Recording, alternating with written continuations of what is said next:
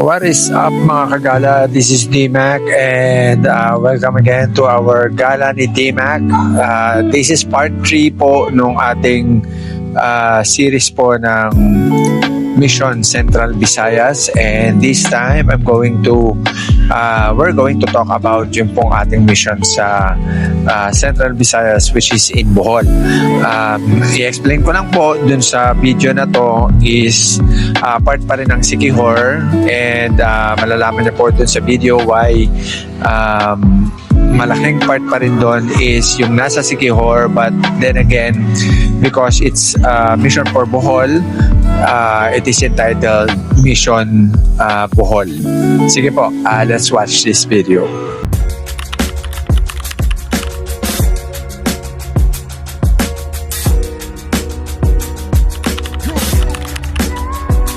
As the sunlight breaks through my window shades, we're already talking. In our secret place, the heavy falls away, nothing but all in. You're my why, my when, my how. You are all I need right now. Everything about me needs you on the daily. Just give me you. Just give me you, God. 'Cause at the end of the day, there ain't much that I need, but you're the one thing I do. Just give me you. Okay, it's a Sunday, so nandito pa rin po kami sa Siquijor, and of course, it's a Sunday, it's a worship service Sunday. So it started with a worship, and makikita nyo po rito ng mga napakagagaling na mga dancer po ng worship team, and sadyang kahanga-hanga po yung kanilang worship service and yung start ng worship service. And of course, nandyan pa rin po ang ating pastor na si Pastor Dario Okay. Nag-start po siya sa kanyang pag-greet po sa bawat isa. Also, we can see here yung pong grabe yung generosity ng church na to sa pagbibigay po. And of course, because it's a Sunday service, there's a special number.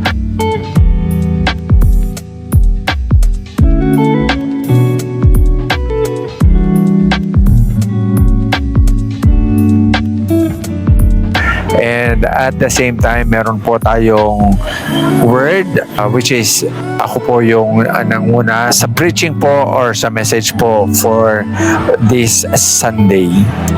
And of course, meron pong mga snapshots dyan. I'm showing you just some of the snapshots po nung Sunday na yon. Blessed din kami. This is God's plan of us staying pa for another day sa Siquijor. And then after the worship service, Pastor Okay gave us an opportunity to see another place doon sa Siquijor, which is yung coffee shop na to na nasa napakataas na lugar, wherein we're able to see a lot of places around Central Visayas. Nandito tayo sa Siquijor, no? At saka yung makita natin ng mga isla dyan, that is Balakasig Island, no? Part of Bohol. And that is Panglao Island. And then yung makita malaki dyan is Mainland Island o Bohol. At dito naman, this is Cebu Province. At saka dito, Dumaguete. So nandito po tayo sa hilltop, no, ng Larina, Siquijor. Yun nga, tinuro niya yung mga places lang saan kami pupunta sa Bohol, and yung mga iba pang places na makikita rito. And we are so blessed na sa aming pag-alis po sa Siquijor going to Bohol ay nakakataba po ng puso yung ginawa pong hospitality ng buong Blessed Hope Church sa pangunguna po ng Pastor Dario Okay and family. And ito na po, kami po ay papunta na sa Bohol. Of course, sakay po ng ferry. And yung ferry po na aming travel, sobrang na-enjoy ko rin because only my second time. Of course, yung pinakauna is yung coming from Dumaguete, papunta po na Siquijor. And then second time is papunta naman ng Bohol. And I really enjoyed the second time around. And this time, pinuntaan po namin si Pastor Clarito. And si Pastor Clarito or si Pastor Clar naman po ang pastor ng Dawis Christian Alliance Missionary Church. Even though hindi po natuloy yung atin pong workshop sa church po ng Dawis Christian Alliance, still pinaunlakan po tayo ni Pastor Clar na makita po yung place.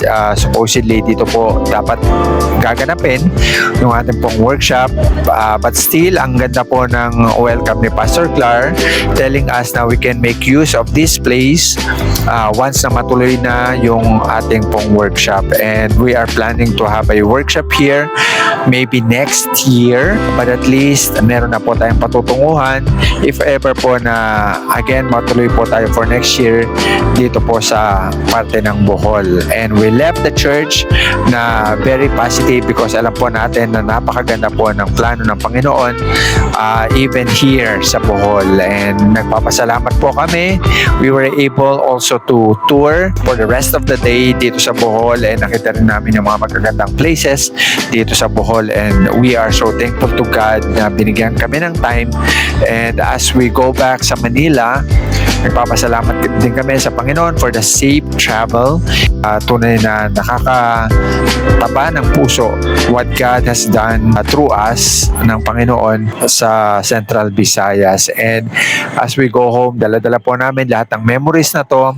Sa biyaya lang ng Panginoon ang lahat ng bagay. And we have promised na babalik po kami sa Central Visayas, and we are going to do that next year. We fall down, we lay our crowns at the feet